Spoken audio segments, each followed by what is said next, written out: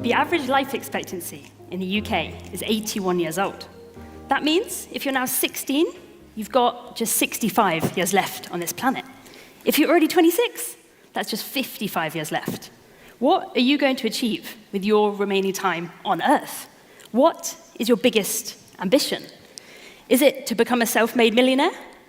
Is it to travel the world? To settle down and start your own family? Or is it simply just to be happy? My ambition was to stand on the highest point on Earth, the summit of Mount Everest, and realize that there was nothing above me but the Earth's atmosphere, and then outer space.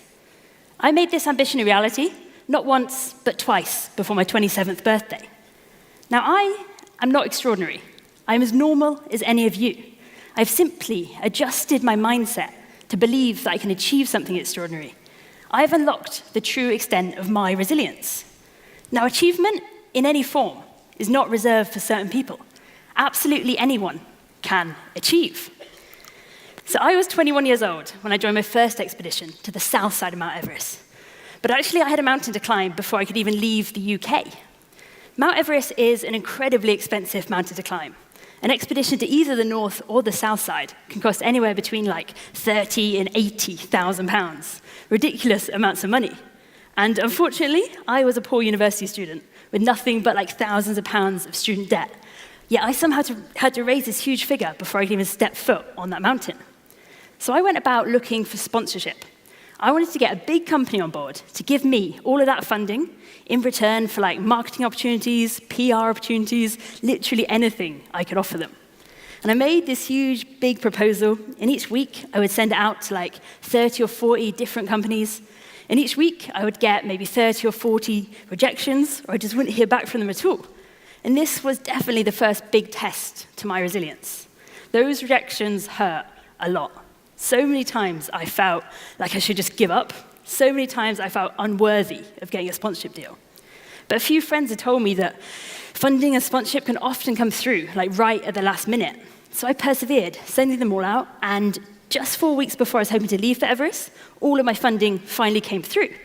But can you imagine if I'd like given up the week before, or if I'd given up after I got that first batch of rejections?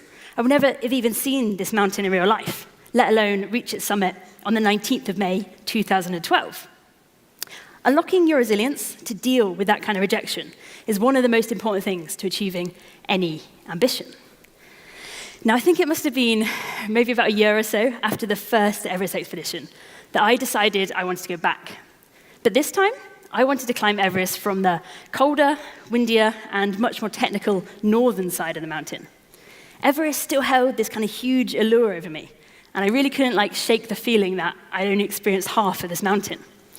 So I spent another 3 years sponsorship hunting again, training for 3 years, and then finally, at the beginning of April just last year, so 2017, I headed off to Tibet, to the north side of the mountain. We spent 2 amazing months on this side of the mountain, slowly acclimatizing our bodies to the extreme high altitude you face on Mount Everest.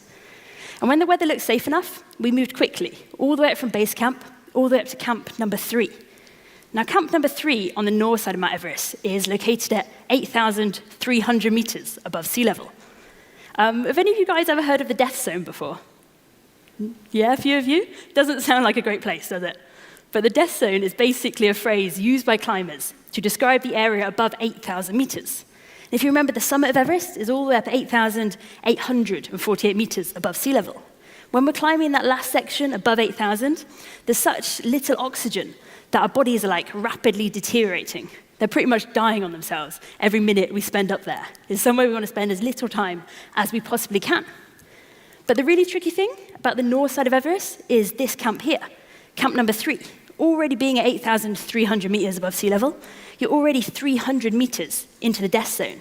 Every minute you spend up there in your little tent, your body is rapidly deteriorating. Now, we arrived at this tent at 4 p.m. on the 15th of May last year, and we were planning on leaving this tent at 8 p.m. on the 15th of May. So this gave us just 4 precious hours to melt enough snow and ice for drinking water, to rehydrate ourselves, to cook food and eat as much as we could to fuel ourselves up. And I really had to kind of use these 4 hours to psych myself up for what lay ahead. Stepping out of this tent, out into the death zone, and what promised to be the hardest night of my whole life. By the time I'd reached this tent, I was already physically and mentally exhausted. We had 4 incredibly hard days all the way up from base camp. And that idea of getting out of the tent and pushing through the night was so huge and so scary. Now, the Oxford English Dictionary defines the word resilience as the capacity to recover quickly from difficulties. But actually, to me, resilience is much more than that.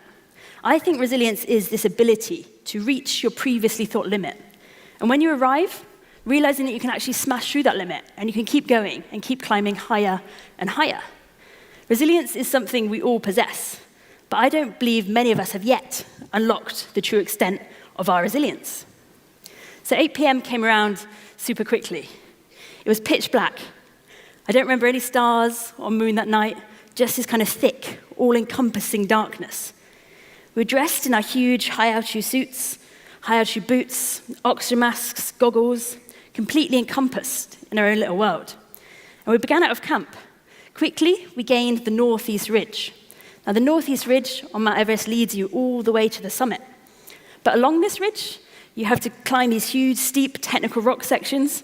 You go down and you traverse along the face, and you're going along tiny little ridgelines with like endless drops down each side, completely terrifying the whole way. And in a way, it was this really kind of like lonely experience. Don't get me wrong, I had like the most amazing team with me, but communication up there is so hard. I was just in my own head the whole way, willing my body to keep moving. And that altitude, that lack of oxygen you get close to the top of Everest, is just the most demanding thing. You literally take one step, stop and catch your breath, take one step, stop and catch your breath, and with each of those steps, your body is just screaming at you to stop and rest, to go down and get more oxygen. But somehow, you just have to keep your mind that little bit stronger than your body and keep willing it to move the next step and higher and higher. Now, after about 8 hours of climbing, something incredible happened. And this is something that happens every single day. But most days we probably miss it because we're in our beds asleep. But when it happens in the mountains, it's the most incredible thing. And that is the first light. When that sunrise that we've been climbing in all night starts to kind of evaporate around you, suddenly you can see the sides of the ridge you're climbing on. You can see the whole of the Himalayas just sprawled out beneath you, literally mountains as far as your eyes can see. And at this point, this is when I finally saw the summit, maybe like another 100 meters or so up above me. And I think this is the point where I knew I'd be returning to the top of the world. We pushed on, and within the hour, I found myself on this final summit ridge. The huge orange sun was just beginning to rise on my left-hand side. There was this kind of like thick blanket of cloud that just covered the whole world, about 1,000 meters down beneath me. And only the highest mountains in the world kind of popped out of the top of it. It was a complete honor to reach the summit of Everest in 2012, but I think an even bigger honor to return to the summit just last year from the north side. That feeling of getting to the top of the world and those views around me were my reward for my resilience. Now, resilient people are not born resilient. They have practiced it, and absolutely anyone can do it. Like anything, the younger we start practicing resilience, the better we become. Your comfort zone, that place that feels safe and easy, is right down here at the bottom of the mountain. People that live their whole lives in their comfort zone are never going to reach the top. They're never going to reach their true potential. You need to step out of your comfort zone, spend as much time as possible in your unlocking zone, and the more resilient you will become. So, guys, here's my challenge for you. I want you to think back to that ambition. It could be the one at the start, or it could be something completely new. It will be the top of your mountain. It will feel probably completely impossible, and it'll be way out of your comfort zone. Now, there are going to be times, multiple times probably, where you think you can't do it, you think you can't push on. It all feels just too big and too scary. Now, when this happens, I want you to stop. I want you to take a breath, and I want you to unlock your resilience. Trust me, it is there. And the more you can break through that barrier, the easier it becomes. Now, I'm going to let you guys into a little secret. So one of my secrets is that I'm actually pretty scared of heights. I hate heights. I always have had this fear, and I think I probably always will. But by training my resilience, by spending as much time as possible out of my comfort zone, and inside of my unlocking zone.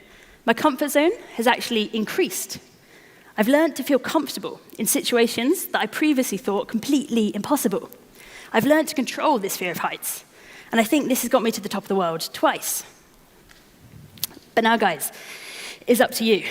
I'm challenging you guys to step out of your comfort zones, to embrace the unknown, to push the boundaries of your comfort zone. And I'm super excited to see what all of you guys are going to achieve with the rest of your time on this planet. Okay, thank you.